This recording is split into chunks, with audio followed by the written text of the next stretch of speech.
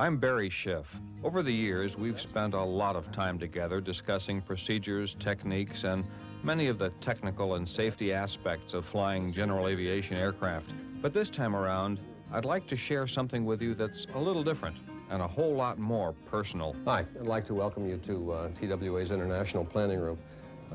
This is a particularly unusual flight for me because it's the first time that I'm going to be flying as the captain of a TWA flight with my own son on board as an operating crew member. I taught Brian to fly many years ago. He became a pilot for TWA. He's now a flight engineer. He's receiving his international qualification tonight. Brian, I'd like you to say hello to everybody. Hi. And this is a big flight for both of us. We've never flown together, as I say, on a TWA flight, and this is a biggie, for us anyway. I have to say, I'm very excited about this layover. It'll be the first one where the captain's going to buy me dinner. I won't have to have any expenses. We didn't talk about that. Oh, sure we did. Remember? Okay. How do you feel flying with your father?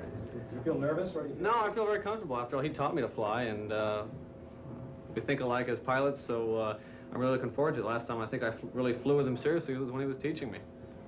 How hard is it to arrange the flight between the two of you? Well, it wasn't too difficult. TWA was very cooperative. They knew that we very much wanted to fly together, but it required, of course, that we both be qualified for the same operation. Brian just qualified on the 1011 recently. He's been flying domestically. This is his first international trip, which gives us an opportunity to fly together. Our trip began as Flight 868, a non-stop from JFK to Brussels, Belgium. After a short ground stop, we were to continue on to Berlin for a 26-hour layover, some Wiener Schnitzel, and to look at what remained of the wall. The next day, we'd retrace our steps back to New York on Flight 769.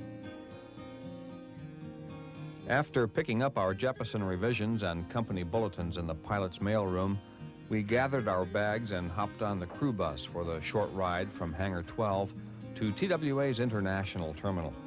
We both engaged in small talk, trying to pretend that this was just another flight, but neither of us was very convincing. Each of us was aware of the excitement felt by the other. This was a special time, the culmination of a generation of preparation. I kept thinking about Brian's early interest in flying and how, as a toddler, he used to make crayon drawings of TWA airplanes. He couldn't wait for me to come home from my flights so that he could grab my cap and run around the house pretending to be an airline pilot. Yeah, Brian's come a long way since I taught him to fly in the family Citabria, and no father could have been prouder. Well, after 28 years of lugging these bags, your right arm will get a little sore, too. Thank God for wheelies.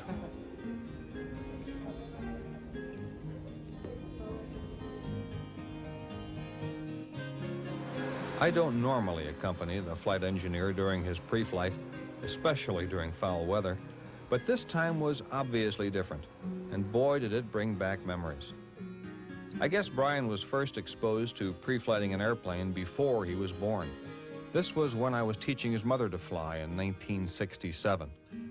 When his mom finally did solo, one of the local hangar lawyers claimed that she had not really soloed because she had carried Brian as a passenger. Well, that might be true. After all, Brian did prevent her from stalling during her solo flight.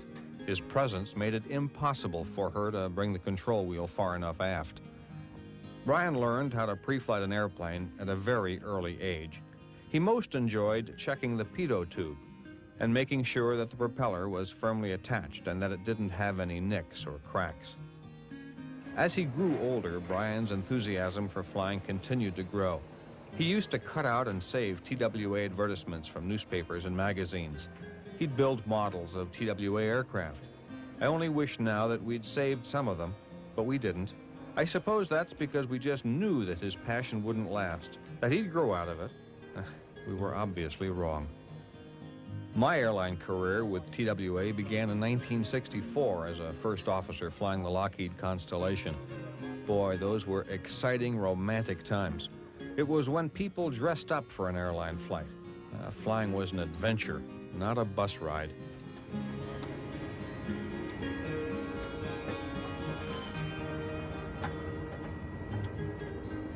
TWA hired Brian in 1989 as a flight engineer on the Boeing 727. His career won't be the same as mine. Times have changed. But I'm convinced that his future will still be every bit as rewarding and gratifying as mine has been. Takeoff, circuit breaker, check.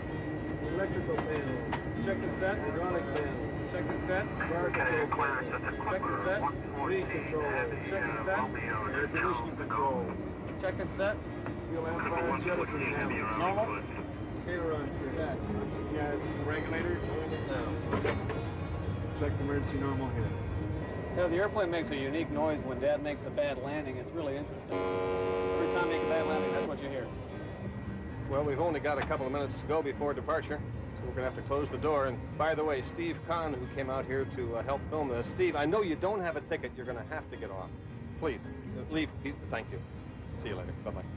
Brian's first flight as captain will be as memorable as when he first soloed on his 16th birthday.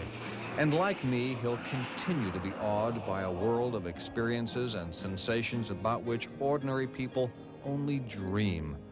That lofty perspective forms the bond that unites all airmen, especially when they're father and son.